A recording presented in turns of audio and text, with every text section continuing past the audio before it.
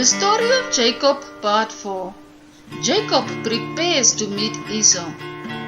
After Jacob left Laban, he went on his way, and the angels of God met him. When Jacob saw them, he said, "This is the camp of God." So he named that place Mahanaim. Jacob sent messengers ahead of him to his brother Esau in the land of Seir. He instructed them, "This is what you are to say to my lord Esau. Your servant Jacob says, I have been staying with Laban and have remained there till now. I have cattle and donkeys, sheep and goats, male and female servants. Now I am sending this message to my lord, that I may find favor in your eyes." When the messengers returned to Jacob, they said, "We went to your brother Esau, and now he is coming to meet you, and 400 men are with him." In great fear and distress, Jacob divided the people who were with him into 2 groups, and the flocks and herds and camels as well. He thought, if Esau comes and attacks one group, the group that is left may escape. Then Jacob prayed, "O God of my father Abraham, God of my father Isaac, Lord, you who said to me, 'Go back to your country and your relatives, and I will make you prosper.' I am unworthy of all the kindness and faithfulness you have shown your servant. I had only my staff when I crossed the Jordan, but now I have become 2 camps.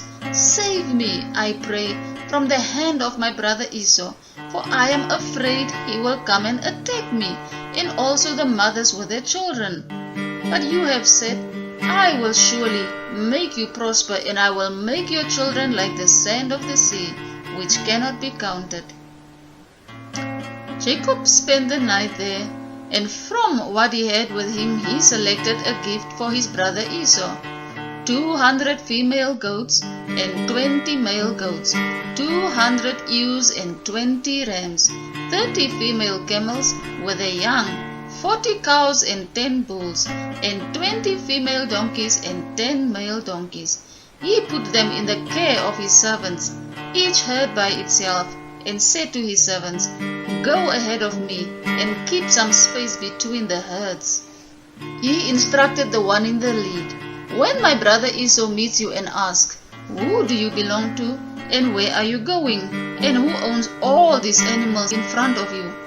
then you are to say, 'They belong to your servant Jacob.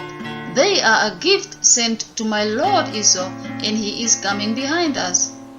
He also instructed the second, the third, and all the others who followed the herds. You are to say the same thing to Esau when you meet him. That night Jacob got up and took his 2 wives, his 2 female servants, and his 11 sons, and crossed the ford of the Jabbok River. After he had sent them across the stream, he sent over all his possessions. So Jacob was left alone, and a man wrestled with him till daybreak. When the man saw that he could not overpower him, he touched the socket of Jacob's hip, so that his hip was wrenched as he wrestled with the man. Then the man said, "Let me go, for it is daybreak." But Jacob replied, "I will not let you go unless you bless me." The man asked him, "What is your name?" "Jacob," he answered. Then the man said, "Your name will no longer be Jacob, but Israel, because you have struggled with God and with man, and have overcame." Jacob said, "Please tell me your name." But he replied, "Why do you ask my name?" Then he blessed him there. So Jacob called the place Peniel, saying, "It is because I saw God face to face, and yet my life was spared." The sun rose above him as he passed Peniel, and he was limping because of his hip. Therefore to this day the Israelites do not eat the tendon attached to the socket of the hip, because the socket of Jacob's hip was touched near the tendon. Jacob looked up, and there was Esau, coming with his 400 men.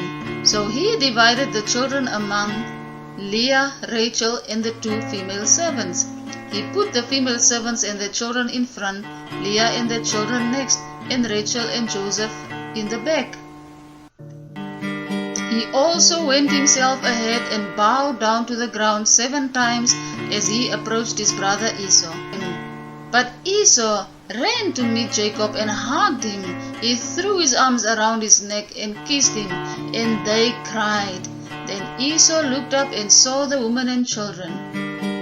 "Who are these with you?" he asked. Jacob answered, "They are the children God has graciously given your servant." Then the female servants and the children approached and bowed down.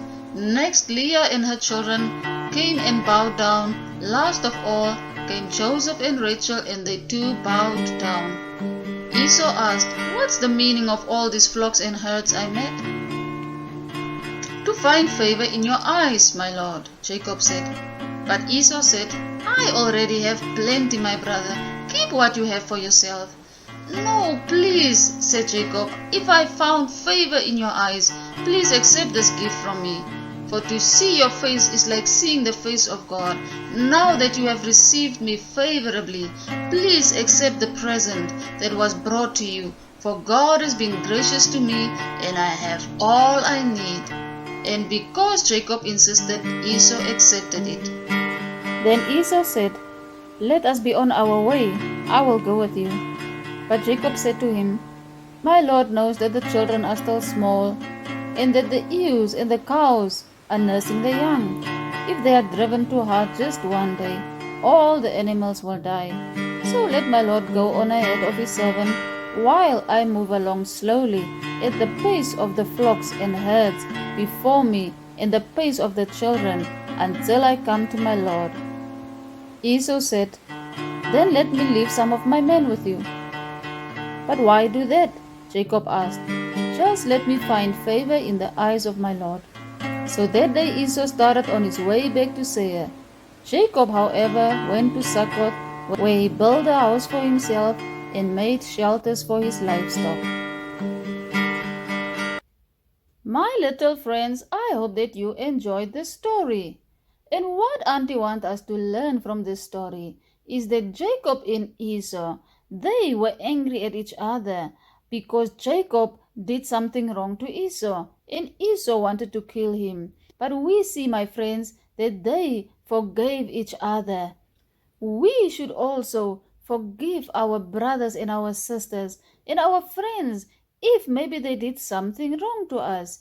We should not hate them or do the same to them, but we should forgive them and we should make peace with them.